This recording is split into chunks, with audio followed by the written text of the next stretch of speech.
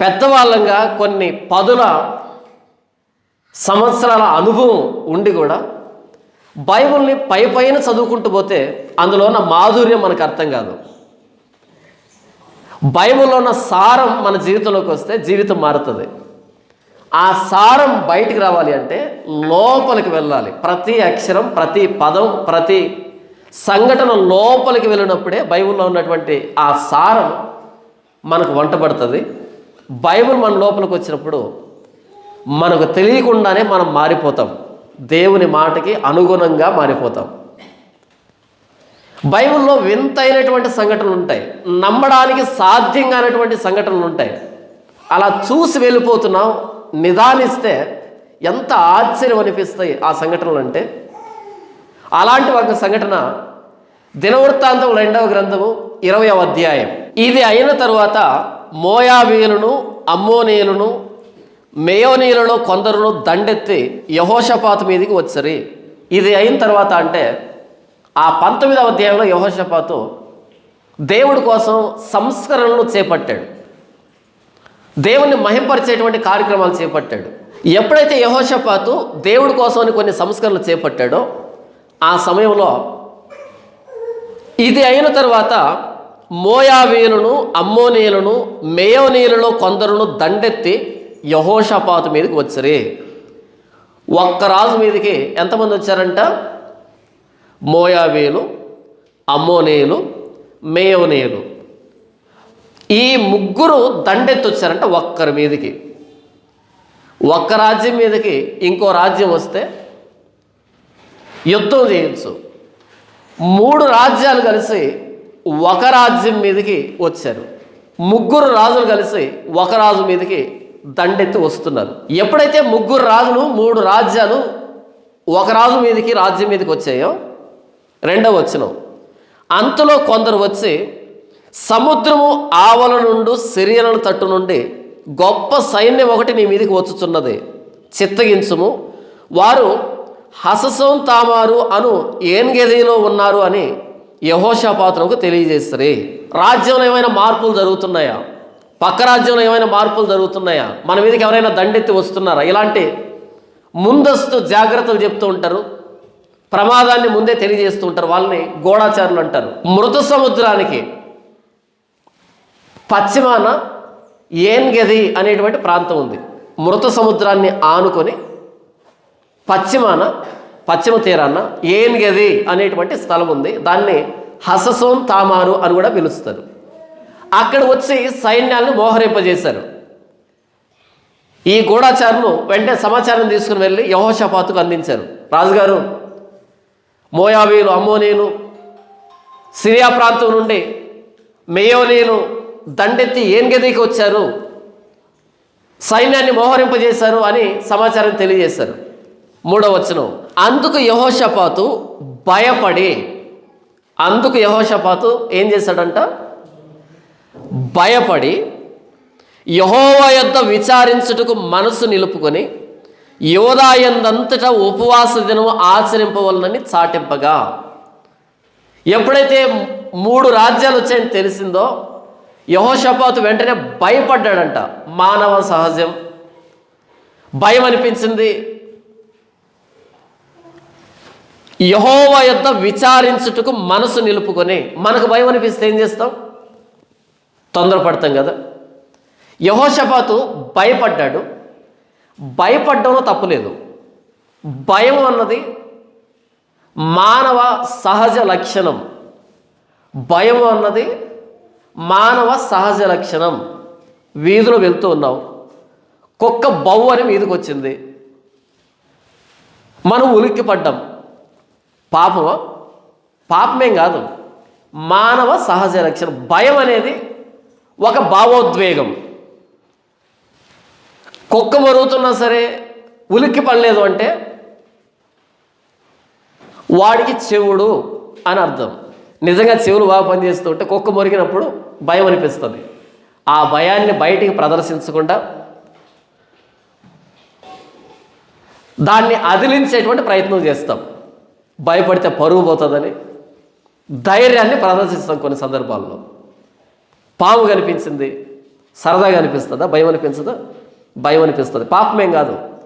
భయం అన్నది మానవ భావోద్వేగాల్లో ఒకటి. ఎప్పుడైతే ముగ్గురు రాజులు దండెత్తి వచ్చారో యెహోషాపాతు భయపడ్డాడు. మానవ సహజ లక్షణం.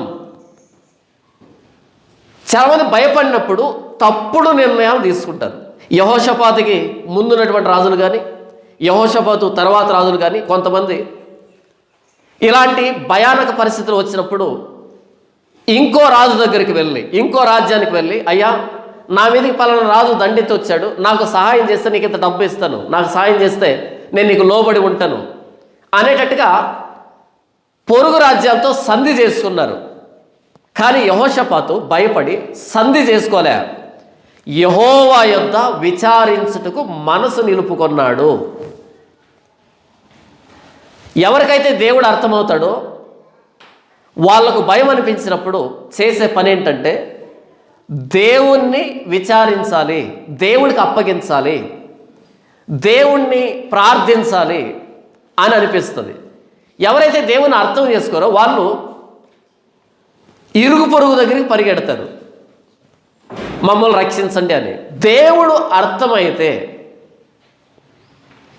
భయం అనిపించిన వెంటనే దేవుడి మీద ఆధారపడతాం. యెహోషాపాతు అదే చేశాడు. ఎప్పుడైతే భయపడ్డాడో యెహోవా యొద్ద విచారించుటకు మనసు నిలుపుకొని ఏం చేశాడంట, యూదా దేశం అంతటా ఉపవాస దినము ఆచరింపవలనని చాటింపగా. నేను ముందే చెప్పాను, బైబిల్ను నిదానించి మనం చదివినప్పుడు ఆశ్చర్యకరమైన సంగతులు ఉంటాయి. 3 రాజ్యాలు వచ్చి యుద్ధానికి కాలు దురుగుతున్నారు. ఈ సమయంలో ఈయనేం ప్రకటించాడు? ఉపవాస దినం. ఉపవాసం అంటే అర్థం ఏంటి? భోజనం తినడమా, భోజనం మానడమా? భోజనం మానడం. ఎవరెవరు ఉపవాసం చేయాలంట? యూదా దేశం అంతా ఉపవాసం ఉండాలంట. యుద్ధం సరిహద్దుల్లో ఉన్నప్పుడు ఫుల్గా తినిపించాలి సైనికులకి, నెయ్యితో వడ్డించాలి, మాంసం వడ్డించాలి, బలమైన ఆహారం పెట్టాలి. ఎందుకని? వెళ్తున్నది యుద్ధానికి. ఉపవాసం చేసి అలసిపోతే ఒక్కరోజు తినలేదనుకో, 3 పూట్ల తినలేదనుకో, సైనికుడు చురుగ్గా యుద్ధం చేయగలుగుతాడా? నీరసం వస్తుంది కదా.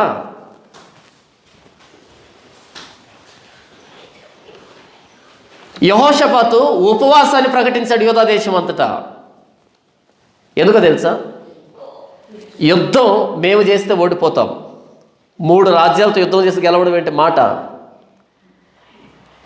మేము ఎందుకు ఉపవాసం చేస్తున్నామంటే, యెహోషాపాతును అడిగితే, ఏంటి యెహోషాపాతు, యుద్ధానికి వెళ్ళేటప్పుడు సైనికులకి మంచి భోజనం పెడతారు కదా, నువ్వేంటి ఉపవాసం పెట్టావు, పస్తు పెట్టావు అనంటే ఆయన చెప్పే సమాధానం ఏంటంటే, నిజమే మీరు అన్నదే, కానీ ఈ యుద్ధంలో ఖచ్చితంగా మేము ఓడిపోతాం. ఈ యుద్ధంలోనికి దేవుణ్ణి తీసుకొచ్చేదానికి ఉపవాసం చేస్తున్నాను, నేను ఉపవాసం చేయిస్తున్నా. సైనికులు యుద్ధంలో దింపడానికి కాదు ఈ కసరత్తు, ఈ ఉపవాసం దేవుణ్ణి దించడానికి ఈ యుద్ధంలో. ఇంకో ప్రశ్న ఏంటంటే, మనం ఉపవాసం చేస్తేనే దేవుడు మన ప్రార్థన వింటాడా? ఉపవాసం చేయకపోతే ప్రార్థన వింటా? ఉపవాసం చేసినా చేయకపోయినా దేవుడు మన ప్రార్థన వింటాడు, దేవుణ్ణి ప్రార్థించవలసిన విధానంలో ప్రార్థిస్తే. అయితే బైబిల్ చరిత్రలో విపత్తు వచ్చిన ప్రతిసారి ఉపవాస దినాన్ని చాటించారు. బైబిల్లో ప్రమాదం వచ్చిన ప్రతిసారి ఉపవాసం ఉన్నారు. ఎందుకు అనంటే, ఉదయం మనం 7 గంటలకు టిఫిన్ తింటున్నాం అనుకో, మధ్యాహ్నం 12 గంటలకు భోజనం చేస్తున్నాం అనుకో, రాత్రి 7 గంటలకి 8 గంటలకి భోజనం చేస్తున్నాం అనుకో. ఇది మన టైం టేబుల్. రోజు ఉదయాన్నే 6 కాగానే మన శరీరం అలవాటు పడి ఉంటుంది. ఉదయం 6 కాగానే కడుపు సిద్ధంగా ఉంటుంది, ఇక టిఫిన్ లోపల పడుతుంది, నేను పని చేయాలని. జీర్ణరసాలన్నీ సిద్ధపడతాయి, జీర్ణరసాలన్నీ రెడీగా వచ్చి కడుపులో నిల్వ ఉంటాయి. ఇక ఇడ్లీనో పూరీనో పడుతుంది లోపలికి, మొత్తం అంతా కరిగించేసేయాలి, జీర్ణం చేయాలని. 6 గంటలకు మనం తినలేదనుకో, ఒక అర్ధగంట పాటు మన కడుపులో వచ్చేటువంటి మార్పులకి ఎంత ఆకలి అవుతుందంటే, ఆ ఆకలిని తట్టుకోలేం మనం. మధ్యాహ్నం 12 గంటలప్పుడు మరలా ఎదురు చూస్తుంది కడుపు, మరలా రాత్రి 7 గంటలకు ఎదురు చూస్తుంది. ఆ అర్ధగంట పాటు మన కడుపు ఎంత ఇబ్బంది పెడుతుందంటే, ఎంత నకనకలాడతామంటే ఆకలితో కడుపులో ఎలుకలు పందికొక్కులు పరిగెడుతున్నాయంట. చాలామంది అంటూ ఉంటారు, కడుపులో ఏం పరిగెడుతున్నాయంట? ఎలుకలు పందికొక్కులు పరిగెడుతున్నాయంట. అంత ఇబ్బంది పెడుతుంది కడుపు. ఎందుకు ఉపవాసం ఉన్నారు బైబిల్లో అంటే, వీళ్ళకి బాధ రాకపోయినా సరే కడుపు మార్చుకున్నప్పుడు బాధ అనిపిస్తుంది కదా. అలా దేవుణ్ణి భారంగా అడిగేదానికి, ప్రభువా మమ్మల్ని మేము తగ్గించుకుంటున్నాం. ఇంకొకటి ఏంటంటే 100% కాన్సన్ట్రేషన్, ఏకాగ్రత కోసం. భోంచేసామనుకో నిద్ర వస్తుంది, ఆలోచనలు ఎక్కడికెక్కడికి వెళ్ళిపోతాయి. భోంచేయలేదనుకో ఆలోచన మనం ఎక్కడికైనా పంపిద్దామన్నా తిరిగి మరలా కడుపు దగ్గరికి వస్తూ ఉంటుంది. ఇంకొకసారి చెప్తా వినండి, మీరు భోంచేయలేదనుకో ఆలోచనలు ఎక్కడికి వెళ్ళవు, ఎక్కడుంటాయి? కడుపు చుట్టూనే తిరుగుతూ ఉంటాయి. కడుపు నిండా భోంచేసామనుకో ఆలోచనలు మొత్తం ప్రపంచం అంతా తిరుగుతూ ఉంటాయి.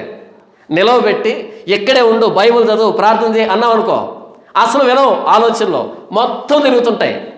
ఏది? ఇది నిండిది కాబట్టి. ఇది ఖాళీగా ఉందనుకో ఆలోచనలు తిరిగి కడుపు దగ్గరికి వస్తాయి. అప్పుడు వచ్చే ఆలోచన ఏంటంటే, ఇంతకు నేను ఎందుకు తినలేదు అంటే, యుద్ధం సరిహద్దుల్లో ఉంది, శత్రువు సరిహద్దుల్లో ఉన్నాడు, నా దేవుణ్ణి వేడుకోకపోతే నాకు రక్షణ లేదు. కాబట్టి కడుపులు మార్చుకున్నారు. ప్రభువా మా వైపు చూడు, భోంచేస్తే నిర్లక్ష్యం వస్తుందని కడుపు మార్చుకొని ఆకలైన ప్రతిసారి, ఆలోచించే ప్రతిసారి ప్రభువా మమ్మల్ని రక్షించని మొత్తం యూదా దేశమంతా ఉపవాస దినాన్ని ప్రకటించాడు రాజైన యెహోషాపాతు. యూదా వారు యెహోవా వలన సహాయమును వేడుకొనుటకై కూడుకొనిరి. యెహోవా యొద్ద విచారించుటకు యూదా పట్టణములు అన్నిటిలో నుండి జనులు వచ్చారే. జనాభా కూడా సహకరించారు యెహోషాపాతుకి. యూదా ప్రజలు అందరూ వచ్చారంట ఉపవాసం చేయడానికి, ఎందుకంటే అందరి మీద ప్రాణభయం ఉంది కాబట్టి. 5వ వచనం, యెహోషాపాతు యెహోవా మందిరంలో క్రొత్తశాల ఎదుట సమాజంగా కూడిన యూదా యెరూషలేముల జనుల మధ్య నిలవబడి యెహోషాపాతు ఇప్పుడు ప్రార్థన చేస్తున్నాడు, అందరి ఎదురుగా ప్రార్థన చేస్తున్నాడు. ఎంత అద్భుతంగా ఉంటుందంటే ప్రార్థన, ఎంతగా తను తగ్గించుకుంటాడు అంటే, ఇలా కనుక మనం ప్రార్థన చేస్తే దేవుడు ఖచ్చితంగా వింటాడు. బైబిల్లో ఉన్న దేవుడికి ఉండే లక్షణం ఏంటంటే, ప్రార్థన ఆలకించేవాడు ఆయన. ప్రార్థన ఆలకించువాడా సర్వ శరీరులు నీ వద్దకు వచ్చేదరు. దేవుని ఎవరు పిలుస్తున్నాడు కీర్తనకారుడు అంటే, ప్రార్థన ఆలకించువాడా సర్వ శరీరులు నీ వద్దకు వచ్చుదురు అని అంటున్నాడు. నీ ఇష్టం, ఎక్కడి నుంచైనా ప్రార్థన చేయి, ఎప్పుడైనా ప్రార్థన చేయి, ఎలాగైనా ప్రార్థన చేయి. దేవుడికి ఉన్న లక్షణం ఏంటి? ప్రార్థన ఆలకిస్తాడు ఆయన. ప్రార్థన చేయవలసిన విధానంలో చేస్తే ప్రార్థన ఆలకిస్తాడు ఆయన. మీకు ఈ ముక్క అర్థం కాక నాకు ఫోన్ చేసి, అన్న నా కడుపు నొప్పుకుంది ప్రార్థన చేయి అంటారు. మీరు చేసినా దేవుడు ప్రార్థన వింటాడు. మన దేవుడి లక్ష్యం ఏంటంటే ప్రార్థన ఆలకించే దేవుడు ఆయన. అయితే ఎలా ప్రార్థన చేయాలి అనేది తెలియాలి. 6వ వచనం, మా పితరుల దేవా యెహోవా, నీవు ఆకాశమందు దేవుడివై ఉన్నావు, అన్ని జనులు రాజ్యములను ఏలువాడువు నీవే. నీవు బాహుబలము గలవాడు, పరాక్రమ గలవాడువు, నిన్నెదురించుటకు ఎవరికి నీ బలము చాలదు. నీ జనులైన ఇశ్రాయేలు ఎదుటి నుండి ఈ దేశపు కాపురస్తులు తోలివేసి నీ స్నేహితుడైన అబ్రహాము యొక్క సంతతికి దీనిని శాశ్వతంగా ఇచ్చిన మా దేవుడు నీవే. వారు అందులో నివాసం చేసి కీడైనను, యుద్ధమైనను, తీర్పైనను, తెగులైనను, కరువైనను మా మీదికి వచ్చినప్పుడు మేము ఈ మందిరం ఎదుట నీ ఎదుట నిలవబడి మా శ్రమలో నీకు మొరపెట్టిన ఎడల నీవు ఆలకించి మమ్మల్ని రక్షించుదువని అనుకొని ఇచ్చట నీ నామ ఘనత కొరకు ఈ పరిశుద్ధ స్థలమును కట్టించరి. నీ పేరు ఈ మందిరంకు పెట్టబడిన కదా. ఇశ్రాయేలీయులు ఐగుప్తు నుండి వచ్చినప్పుడు నీవు వారిని అమ్మోనీయులతోనూ మోయాబీయులతోనూ శేయరు మన్ని నివాసులతోనూ యుద్ధం చేయలేదు కనుక ఇశ్రాయేలీయులు వారిని నిర్మూలన చేయక వారి యుద్ధం నుండి తొలగిపోయారే. మేము స్వతంత్రించుకున్న వలనని నీవు మాకిచ్చిన నీ స్వాస్థ్యముల నుండి మమ్మల్ని తోలివేయుటకై వారు బయలుదేరి వచ్చి మాకెట్టి ప్రత్యుపకారం చేయుచున్నారో దృష్టించుము. మా దేవా, నీవు వారికి తీర్పు తీర్చవా? మా మీదకి వచ్చి ఈ గొప్ప సైన్యంతో యుద్ధము చేయుటకు మాకు శక్తి చాలదు, ఏమి చేయుటకును మాకు తోచదు, నీవే మాకు దిక్కు అని ప్రార్థన చేశాను. ఎంత అద్భుతమైన ప్రార్థన కదా! ఈ ప్రార్థనలో యెహోషాపాతు చరిత్రలోనికి వెళ్ళాడు. యెహోవా, మా పితరుల దేవా, అబ్రహాము, ఇస్సాకు, యాకోబుల దేవా. దేవుణ్ణి కరెక్ట్గా సంబోధిస్తున్నాడు, కరెక్ట్గా సరైన రీతిలో పిలుస్తున్నాడు. నాయనా, మీకు మాకు ఉన్న ఈ సంబంధం ఈ రోజుది కాదు, ఇప్పుడు యుద్ధం జరిగిందని నేను నీ పాదాల దగ్గరికి రావటంలే. నీకు మాకున్న సంబంధం మా పితరుల రోజుల నుంచి, అబ్రహాము దగ్గర నుంచి, ఇస్సాకు, యాకోబు దగ్గర నుంచి, మా పితరుల దేవా యెహోవా అని చరిత్రలోనికి వెళ్ళి, చరిత్రలో దేవుడు ఎంతటి గొప్ప కార్యాలు చేశారో వాటన్నిటినీ జ్ఞాపకాన్ని తెచ్చుకుంటూ నీ బాహుబలం, నీ గొప్పతనం, ప్రతిదాన్ని ప్రస్తావిస్తున్నాడు దేవుని ఎదురుగా. దేవుని మనం ప్రార్థన చేసేటప్పుడు చరిత్రను మనసులో పెట్టుకొని వెళ్ళాలి. గతంలో ఆయన మనతో ఎలా ప్రవర్తించాడు, ఎలాంటి పరిస్థితుల నుంచి బయటికి తీసుకొని వచ్చాడు. తండ్రి, పలానప్పుడు నన్ను బయటకు తీసుకొచ్చావు, అందుకే నీ కృతజ్ఞతలు. అప్పుడు తీసుకొచ్చిన దేవుడివి, నాయన మరలా కష్టం వచ్చింది. చరిత్రను నెమరు వేసుకుంటూ ఆయన సన్నిధిలో మనం ప్రవేశించాలి. చరిత్రను మనం జ్ఞాపకం తెచ్చుకున్నప్పుడు ఏం జరుగుతుందంటే ధైర్యం వస్తుంది. చరిత్రను మర్చిపోవద్దు, గతాన్ని మర్చిపోవద్దు. ఇప్పుడేదో కష్టం వచ్చిందని తొందరపడద్దు. చరిత్రలో మన విషయంలో ఎన్ని కార్యాలు చేశాడో, ఎంత గొప్ప అద్భుతాలు చేశాడో జ్ఞాపకాన్ని తెచ్చుకున్నప్పుడు సగం బలం వస్తుంది అక్కడే. ఇప్పుడు ఎందుకు వదిలిపెడతాడు? ఆయన చేస్తున్న ప్రార్థన మీరు చూస్తే, ఆ మందిరం ఎదుట నిలబడి, ఈ మందిరాన్ని మేము ఎందుకు కట్టించుకున్నామంటే సొలొమోను మహారాజు ద్వారా మాకు యుద్ధం కానీ, కేడు కానీ, మేలు కానీ, తెగులు కానీ మా మీదకు విపత్తు వచ్చినప్పుడు ఈ మందిరం ఎదుట నిలబడి ప్రార్థన చేసినప్పుడు నీవు వింటావని. మా పితరుడైన సొలొమోను ఈ మందిరాన్ని కట్టించాడు, నీ పేరు పెట్టబడిన మందిరం ఇదే, నీ పాద సన్నిధికి వస్తున్నాం అని ఆ మందిరం యొక్క చరిత్రను జ్ఞాపకం చేసుకుంటున్నాడు. తర్వాత చరిత్రలోనికి వెళ్ళి, నాయన మేము ఎర్ర సముద్ర మార్గంలో వస్తూ ఉన్నప్పుడు అమ్మోనీయులు, మోయాబీయులతో యుద్ధం చేయొద్దన్నావు, నువ్వు సేయరు మన్ని నివాసులతో యుద్ధం చేయొద్దన్నావు, కాబట్టి ఆ రోజు మా పితరులు వదిలిపెట్టారు వాళ్ళని. అయితే ఈరోజు వాళ్ళు మాకు ఎలాంటి ప్రత్యుపకారం చేస్తున్నారో చూస్తున్నావా? నీ మాటను బట్టి అమ్మోనీయుల్ని, మోయాబీయుల్ని, సేయరు మన్ని నివాసులు వదిలిపెట్టారు మా పితరుల్లో. అయితే వదిలిపెట్టబడిన వీళ్ళు మా మీదకి వచ్చి ఎలాంటి ప్రత్యుపకారం చేస్తున్నారో చూస్తున్నావా? నీ మాటను బట్టి కదా వీళ్ళని వదిలిపెట్టాము, ఇప్పుడు నిన్నే వేడుకుంటున్నా, తీర్పు తీర్చవా? ఎంత అద్భుతమైన ప్రార్థన. 12వ వచనంలో, మా దేవా, నీవు వారికి తీర్పు తీర్చవా? మా మీదకు వచ్చు ఈ గొప్ప సైన్యంతో యుద్ధము చేయుటకు మాకు శక్తి చాలదో. తన బలహీనతని, తన నిస్సహాయతను ఒప్పుకుంటున్నాడు. మాకు శక్తి లేదు, ఏమి చేయుటకును మాకు తోచదు, నీవే మాకు దిక్కు అని ప్రార్థన చేశాను. 100% సరెండర్ అంటారు దీన్ని. పోలీసుల పిస్టల్ని ఎక్కువ పెట్టి హ్యాండ్స్ అప్ అన్నాడు అనుకో, ఇలా చేతులు పైకి లేపుతావు. అర్థం ఏంటి? నేను నీకు లొంగిపోతున్నానే. 100% సరెండర్ అయిపోయాడు. నీవే మాకు దిక్కు, అంతే. మాకు శక్తి లేదు, ఏమి చేయాలన్నా తోచట్లేదు, నీవే మాకు దిక్కు.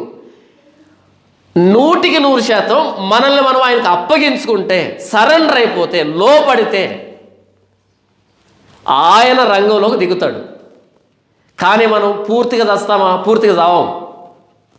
40% చచ్చి 60% నిలబడుకో ఉంటాం. 60% నేను యుద్ధం చేస్తాను, 40% నువ్వు చేయి ప్రభువా అని అంటాం. అలా ఆయన యుద్ధ రంగంలోకి రాడు. 100% నా వల్ల కాదు, నీవే నాకు దిక్కు 100% అప్పగించుకుంటే ఆయన యుద్ధంలో దిగుతాడు.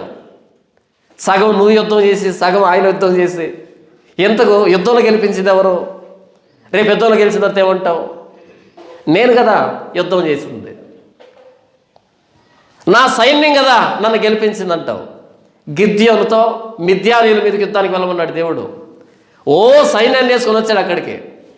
గిద్యోను, చాలామంది కనిపిస్తున్నారు అబ్బా, ఏం చేయమంటావు? ఇదిగో ఈ టెస్ట్ పెట్టు, ఈ టెస్ట్ పెట్టు. అందరూ పోయారు, ఎంచితే 300 మంది మిగిలారు. ఇదేంటి ప్రభు 300 మంది? అప్పుడు దేవుడు అన్నాడు, ఈ 300 మంది కూడా యుద్ధం చేయిద్దాం. ఏం తీసుకుంటారు? కొండలు తీసుకోండి, ఒక చేతిలో కొండ, ఇంకో చేతిలో దివిటి. కత్తి ప్రభువా, కత్తి వద్దులే, నా సైన్యం నన్ను గెలిపించిందని నువ్వు అనుకుంటావేమో, ఇది నేను చేస్తున్న యుద్ధం, నేను ఇస్తున్న విజయం అని తెలియాలి కాబట్టి అనే భావం అక్కడ ఉంటుంది. సైనికులు పట్టుకోవాల్సింది కొండల ఖడ్గాలు కదా. బైబిల్లో వింతైన సంఘటనలు ఉంటాయి. కొండలు పట్టుకో, ఒక చేతిలో కొండ, ఒక చేతిలో దివిటి, మరి కత్తి? ఆ కత్తి చేయవలసిన పని నేను చేస్తాలే. ఎర్ర సముద్రం దగ్గరికి వచ్చారు ఇశ్రాయేలీలు.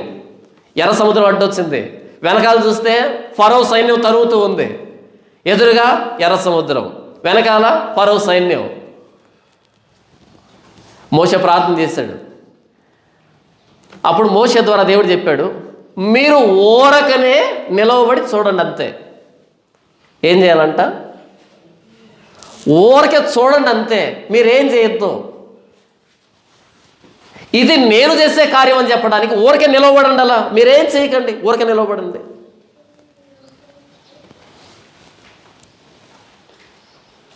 దేవుడు యుద్ధరంగంలోకి రావాలి అంటే మా వల్ల కాదు అని చేతులు ఎత్తేసేయాలి. నీవే దిక్కని సరెండర్ అయిపోవాలి.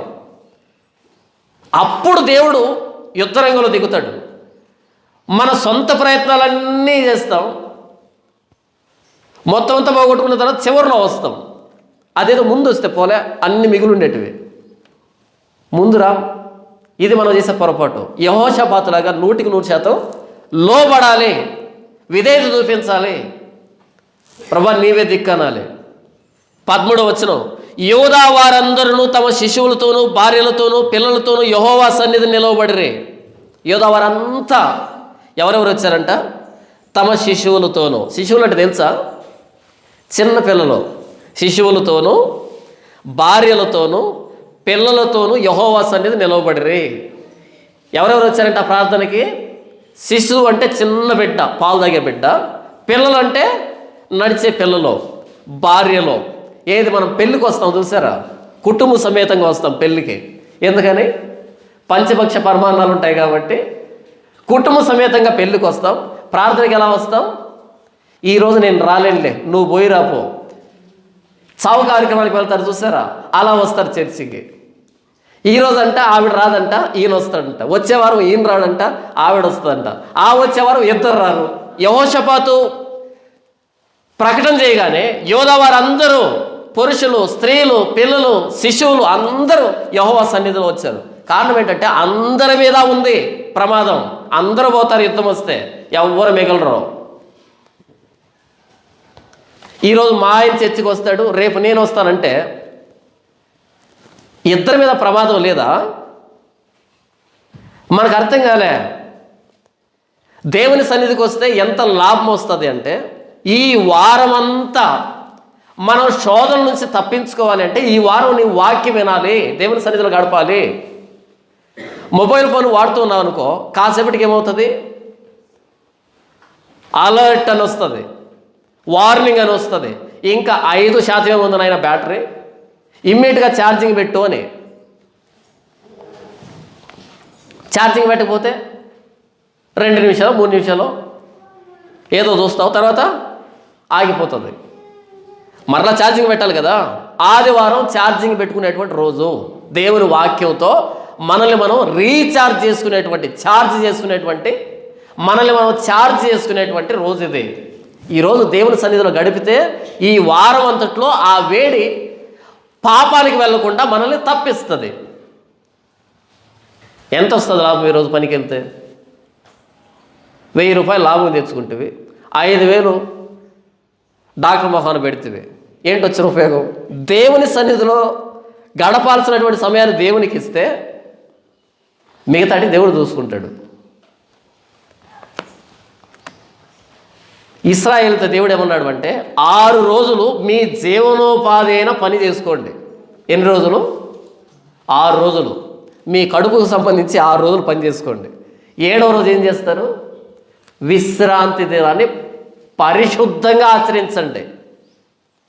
ఉదయం 6 గంటల నుంచి సాయంకాలం 6 గంటల దాకా ఎక్కడే పోకూడదు, ఇంట్లోనే ఉండాలి. ఇంట్లో ఉంటామని రకరకాల వంట ప్రోగ్రాంలు పెట్టుకుంటారేమో.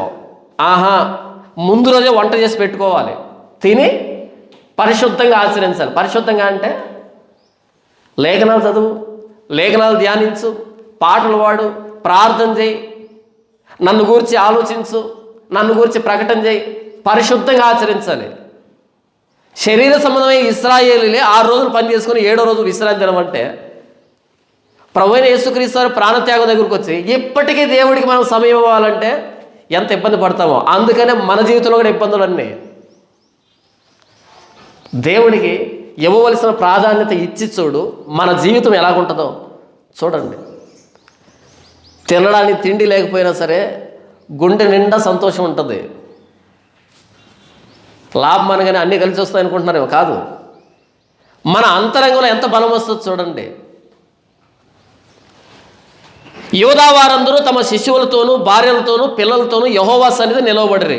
అప్పుడు మత్తన్యాకు పుట్టిన యెహీయేలు కుమారుడైన బెనాయాకు జననమైన జకర్యా కుమారుడును ఆసాఫు సంతతి వాడును లేవీయుడునగు యహజీయేలు సమాజంలో ఉండెను. యెహోవా ఆత్మ అతని మీదకి రాగా అతడు ఈలాగు ప్రకటించెను.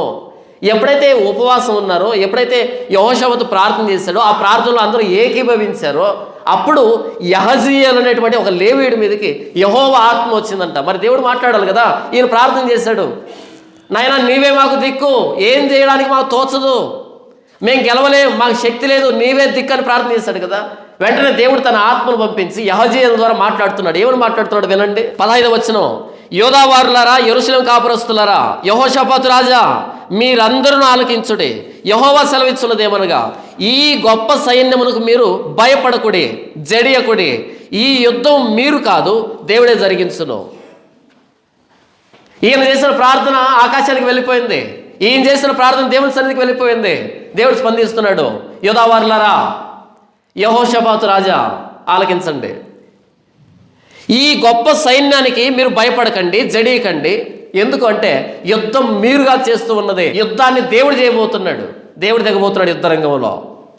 మీరు యుద్ధం చేయాల్సిన అక్కర్లే, ఒక్కడు కూడా కత్తి పట్టుకొని యుద్ధం చేయాల్సిన అక్కర్లే, యుద్ధం మీరు చేయాల్సిన అక్కర్లేదు. నా దగ్గరకు వచ్చేసింది అప్లికేషన్, పిటిషన్ నా దగ్గరకు వచ్చేసింది, కేసు నా కోర్టులోకి వచ్చేసింది, యుద్ధం మీరు చేయనక్కర్లేదు. ఇలాంటి సంఘటనలు కలిగినటువంటి ఈ బైబిల్ను చేతులు పట్టుకొని ప్రతి దానికి గిలగిలా కొట్టుకుంటూ ఉంటాం. ఎంత జాలి అనిపిస్తుందో నాకు మిమ్మల్ని చూస్తే. ఇలాంటి అద్భుతమైన సంఘటనల్ని, చరిత్ర ఇది, కథ కాదు, ఇది చరిత్ర. ఇలాంటి చరిత్రలు ఎన్ని ఉన్నాయి తెలుసా ఈ బైబిల్లో? ఇలాంటి చరిత్రలు ఎన్ని ఉన్నాయి తెలుసా? అన్ని చరిత్రలు కలిగినటువంటి ఈ పాత రోజుల్లో ఇనప్పెట్లు ఉండేటివి, బంగారాన్ని, వజ్రాలని, రాజుల ఆభరణాలు పెట్టేటువంటి ఆ ఇనప్పెట్టు ఉండేటివి కదా. అలాంటి పెట్టిది ఎన్ని సంఘటనలు ఉన్నాయి తెలుసా?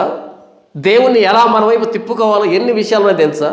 ఇది చేతులు పట్టుకుంటాం, ప్రతిదానికి భయపడుతూ ఉంటాం. యెహోషాపాతు రాజా, యోధా వారులారా, యుద్ధం మీరు చేయాల్సిన అక్కర్లే, కేసు నా కోర్టులోకి వచ్చింది, యుద్ధం నేను చేయబోతున్నా.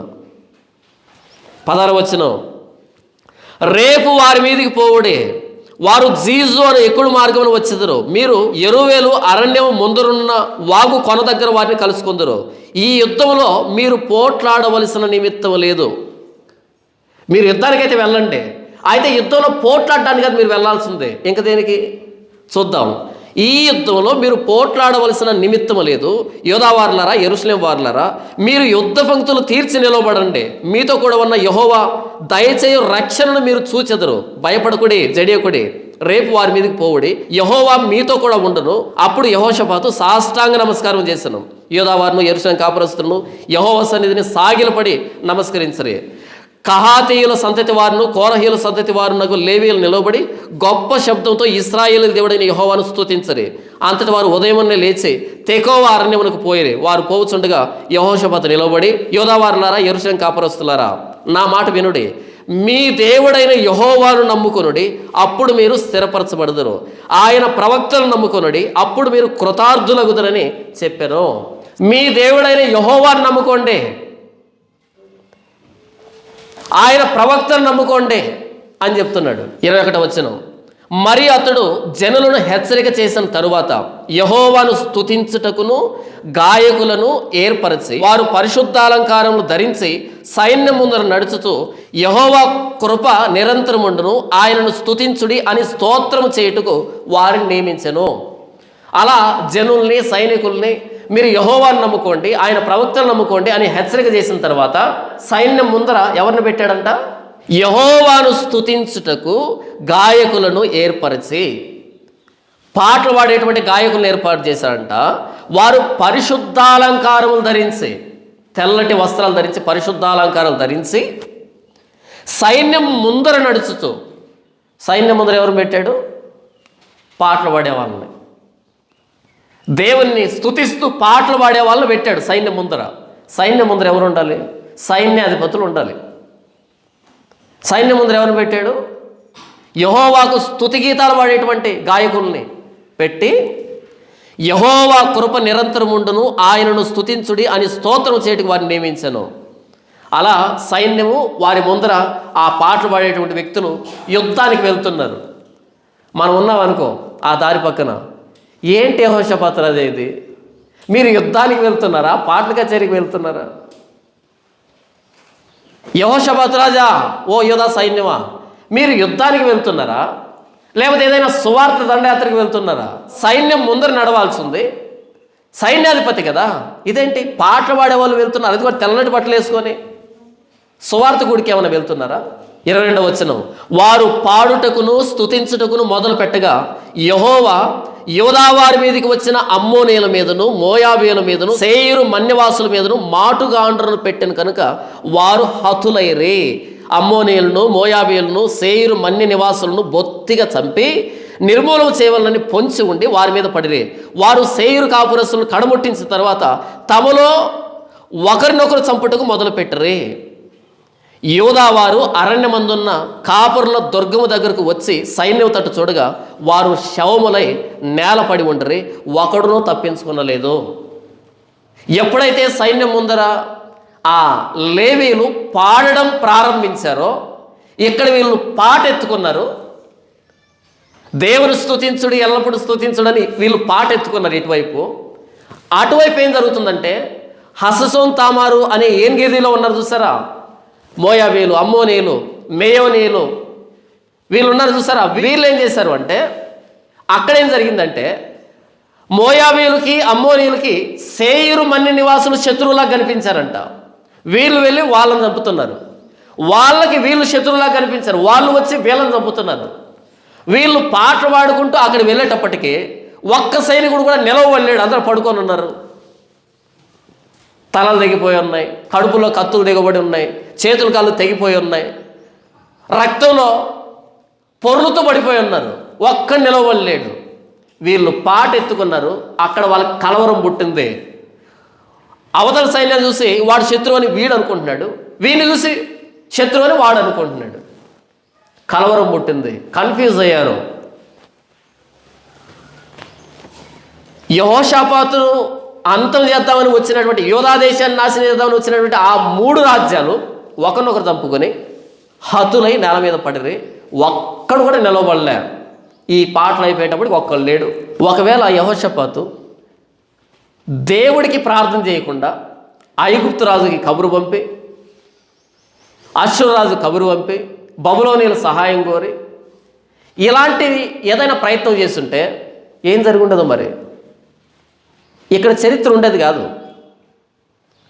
అటువైపు చచ్చిపోయేవాళ్ళు, ఇటువైపు చచ్చిపోయేవాళ్ళు, మామూలు యుద్ధమై ఉండేది, చరిత్రలో కలిసిపోయి ఉండేది, మాట్లాడుకునేదానికి ఏముండదు అక్కడ. అంతకు మించి యెహోవాను విడిచిపెట్టి ఇంకో రాజు సహాయం కోరడానికి వెళ్ళినటువంటి చరిత్రహీనుడై ఉండేవాడు. సిద్కియా చరిత్రహీనుడయ్యాడు. అహాజు అనే రాజు ఉన్నాడు, చరిత్రహీనుడయ్యాడు. యెహోషాపాతు ఎప్పుడైతే భయపడ్డాడో, భయపడిన వెంటనే యెహోవాను విచారించుటకు మనసు నిలుపుకొని యోధా దేశం అంతటా ఉపవాస దినాన్ని చాటించాడు. నీవే మాకు దిక్కని ప్రార్థన చేశాడు. తను దేవుడికి 100% అప్పగించుకున్నాడు. జరిగింది ఏంటంటే దేవుడు యుద్ధరంగంలో దిగాడు. కనీసం వీళ్ళు యుద్ధాన్ని చూడలే, వీళ్ళు పాటలు పాడుకుంటూ వస్తున్నారు. మీరు యుద్ధం పని లేదు, పాటలు పాడుకుంటూ వస్తున్నారు. అక్కడికి వచ్చేటప్పటికి అందరూ పడిపోయి ఉన్నారు, అందరూ హతులై ఉన్నారు. మరి దేవుడు ఏమన్నాడు? మీరు యుద్ధ పంక్తులుగా రండి అన్నాడు కదా. ఎందుకో ఇప్పుడు చూద్దాం. యెహోషాపాతును అతని జనులను వారి వస్తువులను దోచుకొనుటకు దగ్గరకు రాగా. ఎందుకు వచ్చారంట? ఆ చనిపోయిన వారి వస్తువులను దోచుకోవడానికి. అందుకు సైన్యంగా రమ్మంది. ఎందుకు సైన్యంగా రావాలనో చూద్దాం. యెహోషాపాతును అతని జనులు వారి వస్తువులు దోచుకున్నట్టు దగ్గరకు రాగా, ఆ శవముల యొద్ద విస్తారమైన ధనమును ప్రశస్తమైన నగలను కనబడెను. వారు తమకిష్టమైనంత మట్టుకు తీసుకుని తాము కొనిపోగలిగినంత కంటే ఎక్కువగా ఒలుచుకొనిరి. కొల్ల సొమ్ము అతి విస్తారమైనందున దానిని కూర్చుటకు 3 దినములు పట్టెను. సైనికులంట తాము కొనిపోగలిగినంత కంటే ఎక్కువగా ఒలుచుకొనిరి. అందుకు సైనికులు రమ్మన్నది. సైనికులు బాగా బలంగా ఉంటారు కదా, బాగా మోస్తారు కదా, అందుకని తాము కొనిపోగలిగినంత కంటే ఎక్కువగా ఒలుచుకున్నారంట. ఎన్ని రోజులు పట్టిందంట ఒలవడానికి? 3 రోజులు. మరి 3 రాజ్యాలు కదా వచ్చింది, 3 దేశాలు కదా. ఒక్కో దేశపు సైనికుల దగ్గర నుండి ఆ ధాన్యాన్ని, బంగారుని, ఆ వస్తువుల్ని, ఆయుధాలని మొత్తం అంతా ఒలవాలి అంటే, సమకూర్చుకోవాలంటే ఒక్కో దేశానికి ఒక్కో రోజు పోయినా సరే 3 దేశాలకి, 3 రాజ్యాలకి 3 రోజులు ఒలిచారంట ఎవరు? సైనికులు. అందుకు రమ్మన్నది. యుద్ధం అయిపోయింది, యుద్ధం చూడలే వీళ్ళు. అసలు వాళ్ళు ఎలా చనిపోయారో కూడా తెలియదు. 3 రాజ్యాలు హతులై నేల మీద పడ్డారు. యెహోషాపాతు యెహోవాను విచారించాలనుకున్నాడు. యెహోవా యుద్ధరంగంలోకి వచ్చాడు. 3 రాజ్యాలు హతులై పడ్డారు నేల మీద. వారి మీద ఉన్న ఆభరణాలు ఒలుచుకోవడానికి 3 రోజులు పట్టింది. 26వ వచనం, 4వ దినమున వారు బెరాకాలోయలో కూడిరే. అక్కడ వారు యెహోవాకు కృతజ్ఞతాస్తుతులు చెల్లించినందున నేటి వరకు ఆ చోటికి బెరాకాలోయ అని పేరు. 4వ రోజు ఈ దోపుడు సొమ్ము అంతా తీసుకుని బెరాకాలోయలోకి వచ్చారు. అంతకుముందు దానికి బెరాకాలోయ అని పేరు కాదు, మామూలు లోయ అంతే. ఆ బెరాకాలోయలోకి వచ్చిన తర్వాత అందరూ యెహోవాను స్తుతించడం ప్రారంభించారు. ప్రభువా, మేము వాళ్ళకు బలైపోతామేమో అని భయపడిపోయాం, మా ప్రార్థన విన్నావు, మా భయాన్ని స్తుతిగా మార్చావు, మా భయాన్ని ఆనందంగా మార్చావు, మా భయాన్ని విజయంగా మార్చావు. మేము ఒక్కరు కూడా కత్తి ప్రయోగించకుండానే శత్రువు నేల మీద హతుడై పడిపోయాడు, మీరు యుద్ధం చేశారు అని ఎన్ని రకాలుగా దేవుని స్తుతించారో ఆ లోయ స్తుతులతో మారుమోగిపోయింది. కనుక ఆ లోయ పేరు బెరాకా. బెరాకా అంటే స్తుతి. భయాన్ని బెరాకాగా మార్చాడు యెహోషాపాతు. ఏం చేశాడు ఆయన? యుద్ధ నైపుణ్యాన్ని ప్రదర్శించలే,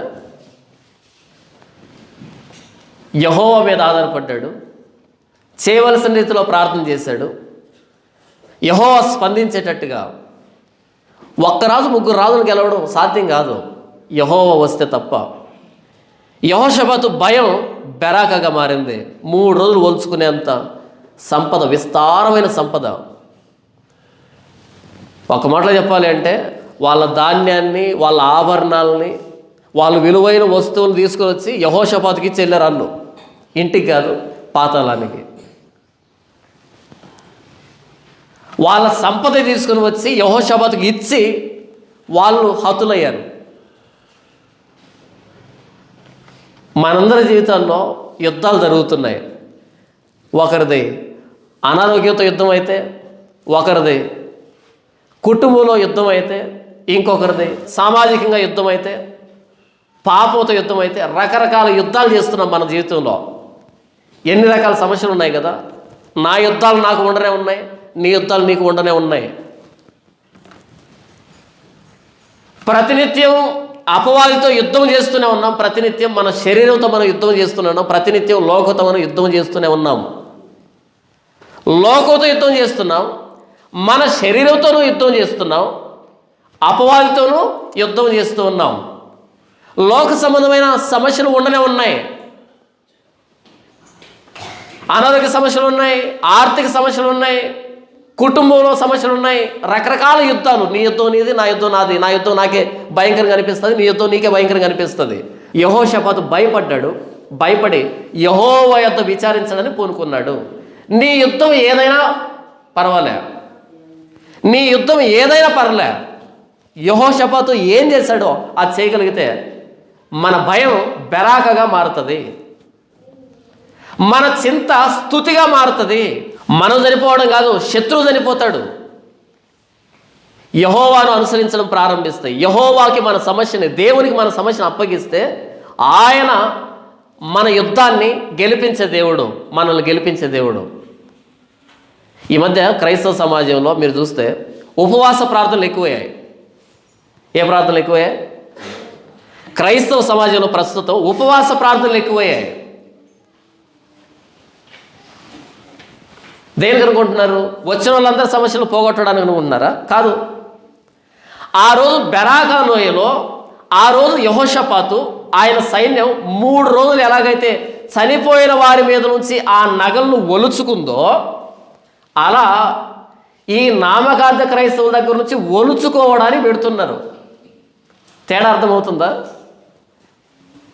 యెహోషాపాతు తాను నిర్ణయం చేస్తున్నాడు యెహోవా యొద్ద విచారించాలని.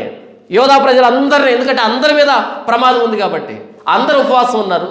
వారి ప్రార్థన దేవుడికి నచ్చింది, దేవుడు విజయాన్ని ప్రసాదించాడు. 3 రోజులు ఒలుచుకున్నారు. ఈరోజు సైన్యం ఒలుచుకోవటంలే, ఇద్దరే ఒలుచుకుంటారు, భార్యాభర్త ఇద్దరే ఒలుచుకుంటున్నారు వచ్చిన దగ్గర నుంచి. తేడా అర్థమవుతుందా? ఆ రోజు యెహోషాపాతు సైన్యం మొత్తం అందరూ ఒలుచుకున్నారు 3 రోజులు. ఈరోజు 40 రోజులు ఒలుచుకుంటున్నారు పాస్టరమ్మ ఇద్దరు కలిపి, ఈ వచ్చినటువంటి బ్రతికున్న శవాల దగ్గర నుంచి. నీవు జీవించుతున్నావన్న పేరు మాత్రమే ఉంది, కానీ నీవు మృతుడవే. పేరుకు బ్రతికున్నారంతే, వాస్తవానికి మృతులు. పలానా దగ్గర ఉపవాస కూటాలు జరుగుతున్నాయంట, వెళ్ళొస్తా అని వస్తాడు. ఆటో దిగి అలా పక్కకి వెళ్ళి ఆ గోడ చాటుకెళ్ళి ఉఫ్ఫు అని 2 డమ్ములు పీకి ఇలా అని ఆ పక్కన నలిపేసి భక్తిభావంతో లోపలికి ఎంటర్ అవుతాడు. త్రాగుడుబోతు మోడ్లో నుంచి భక్తి మోడ్లోకి వచ్చాడు. నేను ఉపవాస దినాన్ని ప్రకటిస్తే మీరు కొండగొర్రెలాగా వస్తున్నారంటే మీకంటే అమాయకులు ఇంకొకరు లేరు. మీ చేతిలో బైబిల్ ఉన్నాయా? ఉందా బైబిల్? ఆ బైబిల్లో దినవృత్తాంతంలో 2వ గ్రంథం ఉందా? ఉంది. 20వ అధ్యాయం ఉందా? ఉంది. ఇప్పుడు చెప్పిందంత అక్కడ ఉందా? ఉంది. మీకు కూడా అర్థమవుతుందా? తెలుగు అర్థమవుతుంది. అర్థమైతే ఉన్న ఫలంగా నీవు దేవుణ్ణి అడుగు.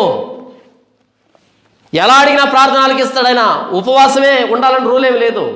ఉంటే మంచిదే, ఉండకపోయినా మంచిదే. నీ ప్రార్థన ఆలకిస్తాడు ఆయన. ఆయన ప్రార్థన ఆలకించే దేవుడు ఆయన. పాపాలు ఒప్పుకుంటూ, మన లోపాలను ఒప్పుకుంటూ, మన బలహీనతలు ఒప్పుకుంటూ, మనకు మనంగా దేవుని సన్నిధిలో సరెండర్ అయిపోతే ఆయన ఏం చేయాలో చేస్తాడు. మనం అడిగిందని చేస్తాడు. ఎవడో బోర్డు పెడితే ఆ బోర్డు కిందకి వెళ్ళి మనం తలదించుకొని కూర్చుంటున్నామంటే ఇక మనకు బైబుల్ దేనికి? ఆ రోజు యూదా ప్రజలు అందరి చేతుల్లో ధర్మశాస్త్రం లేదు. రాజు చేతిలో ఒకటి, యాజకుడి చేతిలో ఒకటి, ప్రధాన యాజకుడి చేతిలో ఒకటి, 2 బైబిల్లో. ఈరోజు ఒక్కొక్కడికి 5-6 బైబిల్లో.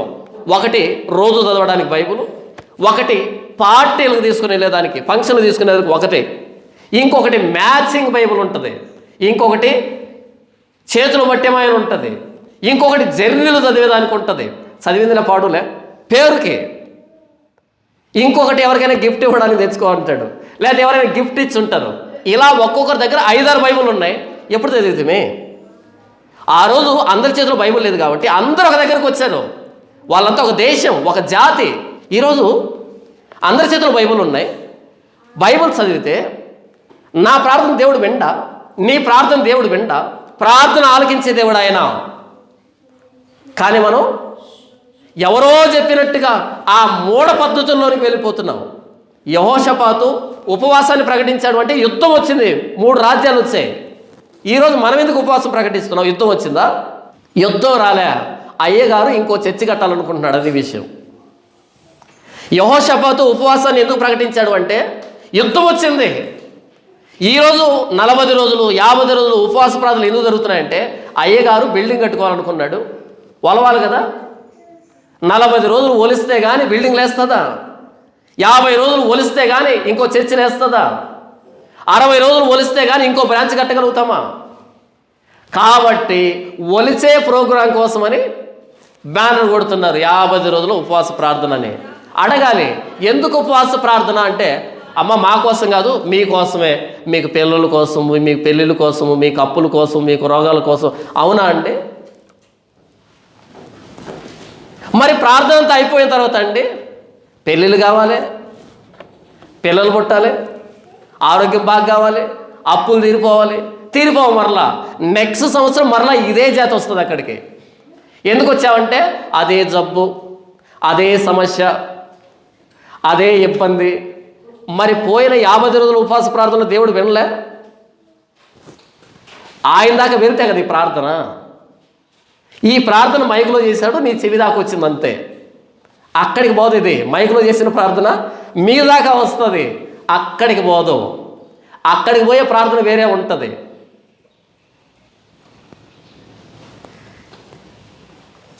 మొన్న ఒక ఆయన 40 రోజుల ఉపవాస ప్రార్థన, మరి 50 రోజుల ఉపవాస ప్రార్థన పెట్టాడు.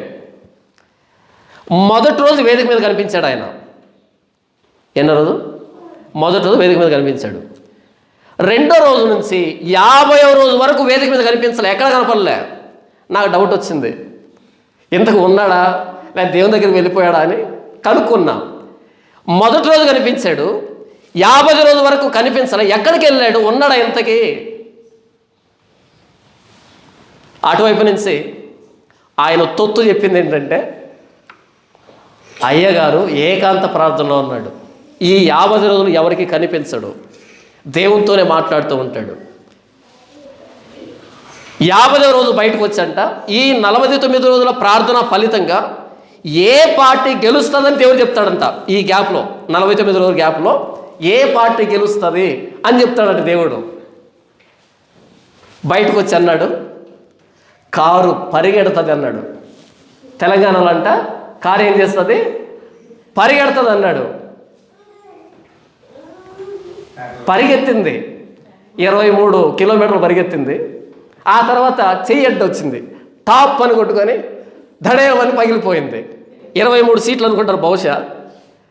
23 కిలోమీటర్లు వచ్చేటప్పటికి హస్తం అడ్డు వచ్చింది. అది లేకపోతే పోయిందనుకో, ఢీకొంది, స్మాష్. ఇప్పుడు ఎవరు తప్పు చెప్పారు? దేవుడు తప్పు చెప్పాడా? దేవుడు చెప్పాడా? నువ్వు తప్పు చెప్పావా? దేవుడైతే తప్పు చెప్పడు. ఇప్పుడు దొంగ ఎవరు? నువ్వే కదా. ఎంత స్పష్టంగా దొంగని నిర్ధారణ జరిగిన తర్వాత కూడా మరలా వెళ్ళి ఆయన పాదాలే నాకుతున్నారు అంటే వీళ్ళని ఏమనాలి? ఏ రకమైన గొర్రెలు అనాలి? యెహోషాపాతు ఉపవాస దినాన్ని ప్రకటించాడు అంటే 3 రాజ్యాలు వచ్చాయి. ఈరోజు ఉపవాస దినాన్ని ఎందుకు ప్రకటిస్తున్నారు? వీళ్ళు ఉపవాస దినం ప్రకటించి ఆ మైకులో ప్రసంగాలు చేస్తారండి. నిజంగా కడుపులో గడ్డున్నాడు కూడా అంత ఏడ్చదు, అంత ఏడుస్తారు వీళ్ళు. ఏది కడుపు నిండా తినొచ్చి. మీకు అర్థమైందా? నా కడుపులో గడ్డు ఉందనుకోండి, నాకు ఏడుపు వస్తుందా రాదా? నొప్పికి వస్తుంది కదా. నాకు మించి ఏడుస్తారు వాళ్ళు అక్కడ. ఏది పట్టు చీర కట్టుకొని. ఏంటి నాకంటే ఏడుపు వచ్చేసిందా? అంత ఏడిస్తే కదా అంత ఇంత సమర్పించుకునేది నేను. నా మీద ఉన్నది ఒలవాలి అంటే ఆ రోజులు ఏడ్చాలి కదా. పెళ్లి కాని వాళ్ళ కంటే ఎక్కువ బాధపడి ప్రార్థన చేస్తారు, ప్రభువా పెళ్ళిళ్ళు కాలనాయనా అని. అంత సీన్ వీడికి కూడా ఉండదు అక్కడ. ఎవరికి పెళ్లి కాదు, మరలా ఎవరికి రోగాలు బావు, ఎవరికి సమస్యలు బావు. ఎవరా లాభపడిందంటే ఈ బ్యానర్ కొట్టించాడు లాభపడతాడు. వీడు 2 బ్రాంచ్లు స్టార్ట్ చేస్తాడు, 2 ఇన్నోవాలు కొనేస్తాడు, ఒక పార్టీకి ఫండింగ్ ఇస్తాడు. మొత్తం అంతా వీడిలో మార్పు వస్తుంది. ఆ రోజు యెహోషాపాతు చేసిన ప్రార్థనకు గాను మొత్తం సైన్యం 3 రోజులు ఒలిచింది ఆభరణాలు. బెరాక లోయ మారుమోగింది, యెహోవా దయాళుడు, ఆయన కృప నిరంతరం ఉంటుంది. మా భయాన్ని బెరాకగా మార్చాడు ఆయన, స్తుతిగా మార్చాడు ఆయన అని మారుమరుగుపోయింది బెరాక లోయ. ఈ 50 రోజుల ఉపవాస ప్రార్థనలు అయిపోయిన తర్వాత ఊసూరుమని ఇంటికి వస్తున్నారు, ఖాళీ జేబులు, ఖాళీ బీరువాలు. యెహోషాపాతు కంటే పెద్దోళ్ళు వీళ్ళు. ఎందుకంటే యెహోషాపాతు ఎన్ని రోజులు పెట్టాడు ఉపవాసం? ఒక్కరోజే. వీళ్ళు 50 రోజులు. ఒక్కరోజుకే 3 రాజ్యాలు గెలిస్తే 50 రోజులకి ఎన్ని రాజ్యాలు గెలవాలి? మనందరి చేతుల్లో బైబిల్ ఉంది. నీ బైబిల్లోనూ దినవృత్తాంతం 2వ గ్రంథం 20వ అధ్యాయం ఉంది. నా బైబిల్లోనూ దినవృత్తాంతం గ్రంథం 20వ అధ్యాయం ఉంది. నేను చదివితే నేను ఉపవాసం చేసుకుంటాను, నా దేవుని నేను అడుగుతాను. నా ప్రార్థన వింటా ఆయన? నీ చర్చికి వస్తేనే వింటాడా? అదేమైనా పుణ్యక్షేత్రమా? ఏమైనా తీర్థయాత్రకు వెళ్ళాలన్నా ప్రతి సంవత్సరం? మన దేవుడికి ఉండే పేరేంటంటే ప్రార్థన ఆలకించువాడా. ఎవరు చేసినా వింటాడు, ఎప్పుడు చేసినా వింటాడు, ఏ పరిస్థితిలో ఉండి చేసినా వింటాడు. ఈ బైబిల్ చదివితే, ఈ చరిత్ర అర్థమైతే 3 రాజ్యాల నుంచి విజయం వచ్చింది. మన సమస్య అంత పెద్దది కాదే, చిన్న సమస్య. యోధా సైన్యం వచ్చేటప్పటికి అవతల సైన్యం పడుకొని ఉంది, రక్తపు మడుగులో హతులైపోయారు. కనీసం యుద్ధాన్ని కూడా చూడలే వీళ్ళు. ఎందుకని? మీరు ఒలుచుకోవడానికి రండి, అంతేగాని యుద్ధం చేయడానికి కాదు. ఎప్పుడైతే వీళ్ళు పాఠం ప్రారంభించారో అక్కడ కలవరం ప్రారంభమైంది. యుద్ధానికి వెళ్ళేటప్పుడు యాజకులు పాట పాడితే యుద్ధం అయిపోయిన తర్వాత మొత్తం ఒలుచుకున్న తర్వాత అందరూ పాడారు, అందరూ కీర్తనలు పాడుతున్నారు, అందరూ స్తుతిస్తున్నారు. మనకు భయం అనిపించిందా? ఆ భయం వెంటనే బెరాక అనుభవం ఉంటుంది.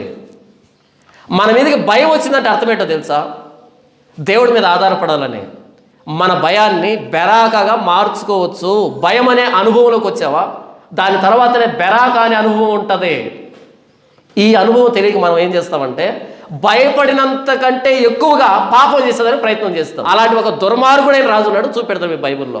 ఆపత్కాలమందు అతడు యెహోవా దృష్టికి మరి అధికముగా అతిక్రమములు జరిగించెను. అట్లు చేసిన వాడు ఈ అహాజు రాజే. ఏంటంట?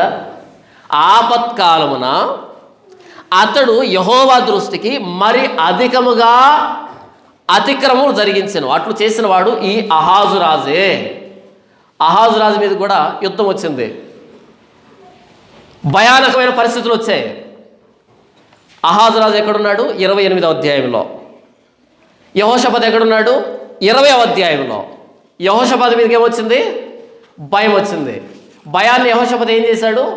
బెరాకాగా మార్చాడు, దేవుని మీద ఆధారపడి. అహాజు రాజు మీదకి భయం వచ్చింది. అహాజు ఏం చేశాడు? ఆ భయంలో ఇంకా ఎక్కువ పాపాలు చేశాడు. అలా చేసిన వాడు ఈ అహాజు రాజే. ఇంత దుర్మార్గులు లేడు అని పరిశుద్ధాత్మ దేవుడు రాయిస్తున్నాడు. మన మీదికి భయానకమైన పరిస్థితులు వచ్చాయంటే బెరాక అనుభవానికి దగ్గరలో ఉన్నామని అర్థం. మరొకసారి వినండి, మన మీదికి భయం వచ్చింది అంటే బెరాక అనే స్థలానికి దగ్గరలో ఉన్నామని అర్థం. ఆ భయంలో నుంచి యెహోవా మీద ఆధారపడితే బెరాక అనుభవం వస్తుంది. యెహోషాపాతు భయాన్ని బెరాకగా మారిస్తే అహాజు భయాన్ని దుర్మార్గంగా, ఇంకా నీచమైన పాపంగా మార్చుకున్నాడు. భయం సహజం. మనల్ని భయపెట్టే సందర్భాలు బోల్డ్ అని వస్తాయి. భయం వచ్చిన ప్రతిసారి బెరాకగా మార్చేస్తే ఎంత బాగుంటుంది. నాకు భయాలున్నాయి, మీకు భయాలున్నాయి, మీకు యుద్ధాలున్నాయి, నాకు యుద్ధాలున్నాయి. నా యుద్ధం నా శత్రువుల నుంచి ఒలుచుకునేదా, లేదా నా శత్రువులకు నేను బలయ్యేదా? నీ భయం బెరాకగా మారుతుందా, లేకపోతే ఇంకా గట్టు పరిస్థితులను తీసుకుని వెళ్ళిపోతుందా? యెహోషాపాతు చేసిన యుద్ధంలో యెహోషాపాతు కత్తిని ప్రయోగించలే, ఈటను ప్రయోగించలే, డాలును ప్రయోగించలే. దేవుడే చేసినటువంటి యుద్ధం ఇది. యెహోషాపాతు ప్రమేయం లేకుండా జరిగినటువంటి యుద్ధం ఇది. ఇలాంటి యుద్ధం చరిత్రలో మనకి ఎక్కడ కనిపించదు. ప్రతి యుద్ధంలో కనీసం కొంచెం కష్టపడాలి. ఈ యుద్ధంలో ఏమాత్రం మానవ ప్రయత్నం లేకుండానే, అసలు వీళ్ళు చూడకుండానే వాళ్ళే చంపుకున్నారు. ఆశ్చర్యకరమైనటువంటి యుద్ధం. కారణం ఒకటే, ఆ యుద్ధంలోనికి దేవుడు వచ్చాడు.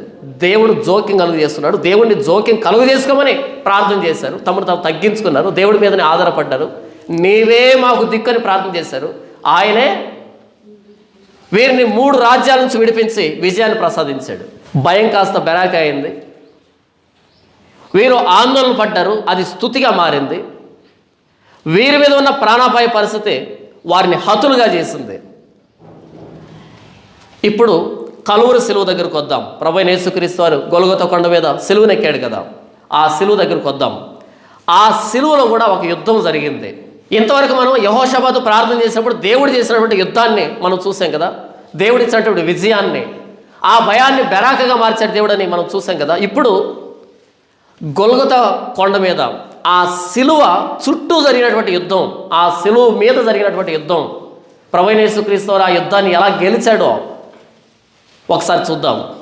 యెహోషాపాతు సైన్యం యుద్ధాన్ని చూసింది ఎవరన్నా అంటే హతుల్ని. వలుచుకుంది, దేవుని స్తుతించింది. నీవు నేను కూడా ప్రభువైన యేసుక్రీస్తు వారి సిలువలో ఏం జరిగింది చూడలే, కానీ రక్షణ మన సొంతమైంది. ఎలాగో చూద్దాం. కొలసీలు రాసిన పత్రిక 2వ అధ్యాయం. మరియు అపరాధముల వలనను శరీరమందు సున్నతి పొందక ఉండుట వలనను మీరు మృతులై ఉండగా దేవుడు వ్రాతరూపకమైన ఆజ్ఞల వలన మన మీద రుణముగాను మనకు విరోధముగాను ఉండిన పత్రమును మేకులతో సిలువు కొట్టి దాని మీద చేవురాతను తుడిచివేసి మనకు అడ్డం లేకుండా దాన్ని ఎత్తివేసి మన అపరాధములన్నిటినీ క్షమించి ఆయనతో కూడా మిమ్మును జీవింపజేసెను. ఆయన ప్రధానులను అధికారులను నిరాయుధులుగా చేసి సిలువ జయోత్సవంతో వారిని పట్టి తెచ్చి బాహాటముగా వేడుకకు కనబరిచెను. ఒక యుద్ధాన్ని చెబుతున్నాడు అపోస్తలుడైన పౌలు. ఆయన అంటే ప్రభువైన యేసుక్రీస్తు వారు, ఆయన ప్రధానులను అధికారులను నిరాయుధులనుగా చేసి, ఎఫెసీ పత్రిక 6:12లో ఏలైనగా మనం పోరాడున్నది శరీరులతో కాదు కానీ ప్రధానులతోనూ అధికారులతోనూ అంధకార సంబంధమైన లోకనాథులతోనూ ఆకాశ మండలమందున దురాత్మల సమూహంతో పోరాడుతున్నాం అని అంటాడు అపోస్తలుడైన పౌలు.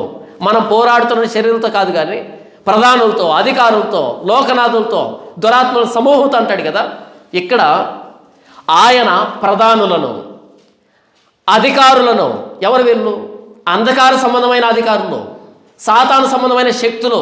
ప్రభువైన యేసుక్రీస్తు వారి సిలువలో ఆయన ప్రధానులను అధికారులను నిరాయుధులనుగా చేసి, నిరాయుధుడు అంటే చేతిలో ఆయుధం లేనివాడు. చేతిలో ఉన్నటువంటి ఆయుధాన్ని లాగేసినప్పుడు వాడు నిరాయుధుడు అవుతాడు. నిరాయుధులుగా చేసి సిలువ చేత జయోత్సవముతో యేసు ప్రభు సిలువలో మరణించడం ద్వారా వారిని నిరాయుధులుగా చేశాడంట. జయోత్సవంతో వారిని పట్టి తెచ్చి బాహాటముగా వేడుకకు కనబరిచెను. ప్రభువైన యేసుక్రీస్తు వారు 3వ దినాన సమాధి నుంచి బయటికి రావడం ద్వారా, మరణాన్ని గెలవడం ద్వారా అపవాది ఓడిపోయింది. అపవాది తల సితకొట్టబడింది. అపవాది తల నుజ్జయింది. ప్రభువైన యేసుక్రీస్తు వారిని సిలువకు అప్పగిస్తూ ఉన్నప్పుడు అపవాది అనుకుంది, అయిపోయింది, రక్షకుడిని సిలువెక్కించాను, అయిపోయింది. అందుకనే యోధాను ప్రేరేపించింది, చెప్పు అడ్రస్ చెప్పు. ఇస్కరియోతు యోధాను ప్రేరేపించింది, ఈ యాజకులు ప్రేరేపించింది, యేసును సిలువెక్కించింది. ఆయన 3వ దినాన్ని తిరిగి రావడం ద్వారా, బయటికి సమాజం నుంచి మృత్యుంజయుడు కావడం ద్వారా అధికారుల్ని ప్రధానుల్ని నిరాయుధులుగా చేసి సిలువ చేత జయోత్సవంతో వారిని పట్టి తెచ్చి బాహాటంగా వేడుక కనబరిచాడు. ఊరేగింపుగా ఓడిపోయిన వాళ్ళని తిప్పుతున్నాడు. యేసు ప్రభు సిలువ అంటే అర్థం ఏంటంటే నా స్థానాన్ని ప్రభువైన యేసుక్రీస్తు వారు తీసుకున్నాడు. ఈ యుద్ధం నాది. అపవాదితో యుద్ధం చేయవలసింది ఎవరు? నేను. నా యుద్ధం యేసు ప్రభు చేశాడు సిలువ మీద. యుద్ధం ఎవరిది? యెహోషాపాతుది. 3 రాజ్యాలు వచ్చాయి యెహోషాపాతు మీదకి. యెహోషాపాతు వెళ్ళాలి ఎదురుగా. శక్తి లేదు, బలం లేదు, ధైర్యం లేదు. నాయన నీవే దిక్కని ప్రార్థన చేశాడు. దేవుడు యుద్ధరంగంలో దిగాడు. విజయాన్ని యెహోషాపాతుకి ఇచ్చాడు.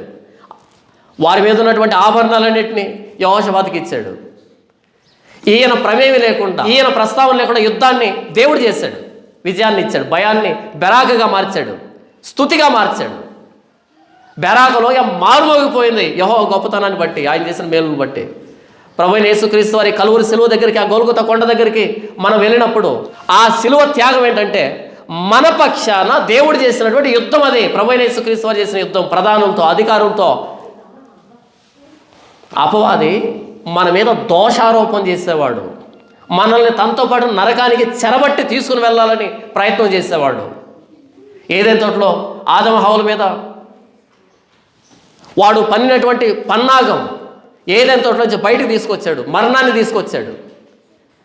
పాపం అనే బానిసత్వంలో ముంచివేశాడు మానవుడిని, నరకాన్ని తీసుకుని వెళ్తున్నాడు. నా యుద్ధాన్ని నా ప్రభువైన యేసుక్రీస్తు వారి శిలువలో నా పక్షాన్ని యుద్ధం చేశాడు.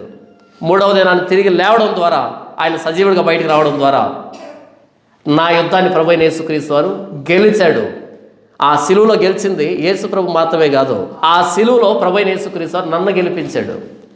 సమాధిని గెలిచి బయటికి రావడం ద్వారా యేసు ప్రభు నన్ను పాపం నుంచి బయటికి తీసుకొచ్చాడు. నేను గెలిచింది నా ప్రభువైన యేసుక్రీస్తు వారి శిలువలో నన్ను గెలిపించాడు. ఆయన నా పక్షాన్ని సిలువకి, నా పక్షాన్ని యుద్ధం చేసి నన్ను గెలిపించాడు. ఆయన ఈ యేసు ప్రభు శిలువ కార్యంలో మనం పాలిభాగస్తులం కాదు, మనమేం చేయలే. ఉచితమైన నీతి, ఉచితమైన పరిశుద్ధత, ఉచితమైన రక్షణ. యెహోషాపాతు ఏమైనా యుద్ధం చేశాడా? ఒలుచుకోవడమే. యేసు ప్రభు శిలువ దగ్గరికి వచ్చి మనం కూడా ఒలుచుకోవడమే ఆ రక్షణని, ఆ నీతిని, ఆ పరిశుద్ధతని ఉచితంగా. 4వ రోజు బెరాక లోయలోకి వచ్చి స్తుతించడం ప్రారంభించారు. 4వ రోజు మాత్రమే కాదు, మన జీవితాంతం ప్రభువైన యేసుక్రీస్తు వారిని స్తుతిస్తాం. ప్రభువా, నా యుద్ధాన్ని నీవు చేశావు, నా శ్రమను నీవు అనుభవించావు, నా పాపాన్ని నీవు భరించావు, నీ విజయాన్ని నాకు అనుగ్రహించావు, రక్షణ నాకు ఉచితంగా అనుగ్రహించావు. నేను కష్టపడలే, నేను ఆలోచించలే, ఉచితమైన రక్షణను బట్టి మీకు కృతజ్ఞతలని. 4వ దినాన్ని మాత్రమే కాదు, మనం చనిపోయేంత వరకు స్తుతించిన ఆ రుణం తీరదు.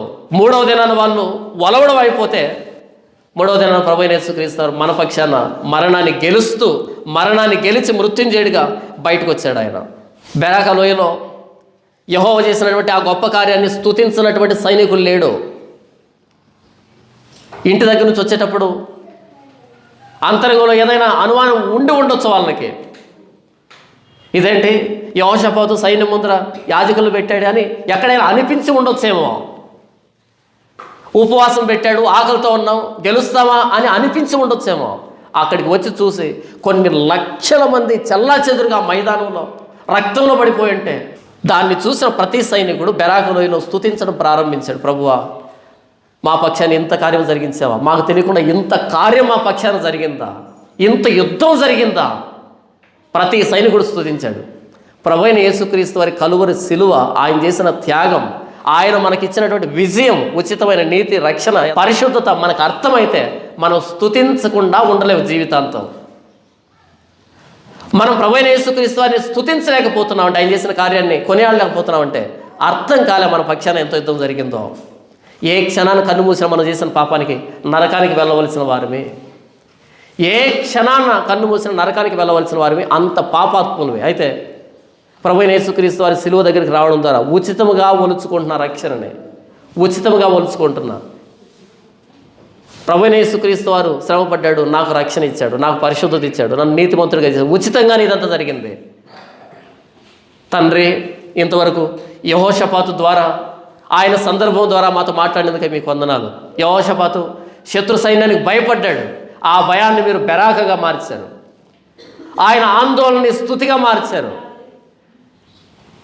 మీరు యెహోషాపాతు కొరకు, యోధా వారి కొరకు యుద్ధం చేశారు. 3 రాజ్యాలను హతులుగా చేసి వారి మీద ఉన్న ఆభరణాన్ని ఒలుచుకోవడానికి 3 రోజులు అవకాశం ఇచ్చారు. 4వ దినాన బెరాక లోయ స్తుతులతో నింపబడేటట్టుగా గొప్ప కార్యాన్ని చేశారు. నా తండ్రి, అంతకంటే గొప్పదైన యుద్ధం నా ప్రభువైన యేసుక్రీస్తు వారు మాత్రమే చేసేటువంటి యుద్ధం, చేయగలిగిన యుద్ధం, ఆయన మాత్రమే చేసిన యుద్ధం. నా కొరకు సిలువలో జరిగినటువంటి ఆ పోరాటాన్ని బట్టి ప్రభువైన యేసుక్రీస్తు వారు పాపంతో పోరాడి సిలువలో మరణించి సమాధి చేయబడి 3వ దినాన్ని మృత్యుంజయుడిగా తిరిగి లేవడం ద్వారా నా యుద్ధాన్ని ప్రభువైన యేసుక్రీస్తు వారు గెలిచినందుకై మీకు వందనాలు. ఆయన ఇచ్చిన ఉచితమైన నీతిని, ఉచితమైన రక్షణని, పరిశుద్ధతని నేను ఒలుచుకోవడానికి, అలా ప్రతినిత్యం ఆ రక్షణను అనుభవిస్తూ నా జీవితాంతం యేసు ప్రభు శిలువ త్యాగాన్ని స్తుతించడానికి నాకు ఇచ్చినటువంటి ఈ జీవితాన్ని బట్టి, ఈ అవకాశాన్ని బట్టి మీకు ఏమి ఇచ్చినా రుణస్తులను ఒప్పుకుంటూ నా ప్రభువైన యేసుక్రీస్తు నామములో కృతజ్ఞతాస్తులు మీకు సమర్పిస్తున్నాను తండ్రి. ఆమెన్.